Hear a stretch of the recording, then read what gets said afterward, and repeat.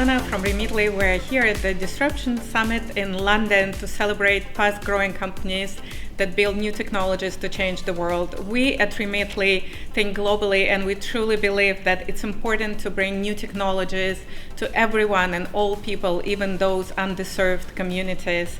We are not alone. There is another company, what3words, that thinks the same way. They are lucky to pick up the award and be the winner at the Disruption 50. And I'm really happy and pleased to welcome here one of the co-founders, Chris Sheldrick. Hi, Chris. Hey, Elena, thanks so much.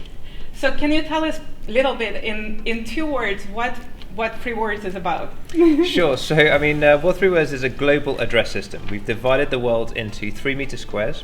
We've named each one with just 3 words from the dictionary. So by saying something like toffee branch pyramid, I'm talking about 1 3-meter square in the world somewhere. I know you're doing a lot of great things for some of the underserved people and communities. Can you please give us 2-3 examples of the work you've already done thanks to your technology? Sure. Well, actually, a lot of the world doesn't really have address systems like we do here in London. It's actually relatively uncommon for countries to have good addresses. So, for example, in South Africa, we do projects with an NGO called Gateway Health, who actually have to get ambulances to pregnant women when they're about to give birth. And one of the big problems is they don't know where they live when they call up. So just by letting them use a 3-word address in their local language, that means that you can instantly get people the ambulance they need in the time of need. Another thing we're doing in Mongolia, let's say, where there are very few addresses, we're working with the government, with the National Post Service, where you can now actually deliver mail by putting a 3-word address on an envelope, and it will get to people's houses much more effectively. This is really incredible project.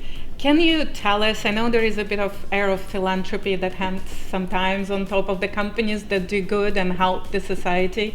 Do you think it's possible to do good and do good business at the same time? Yeah, absolutely. I think we want to do good things and do business all in one. I think just by the virtue of the fact that we're doing addresses and so few addresses actually exist in the world, it feels that what we're doing is really important, as well as enabling services to become more efficient, to give people a good experience, and to really benefit lives. When you think of, let's say, in emergency services situations, this is so important that people have a way of sharing a location.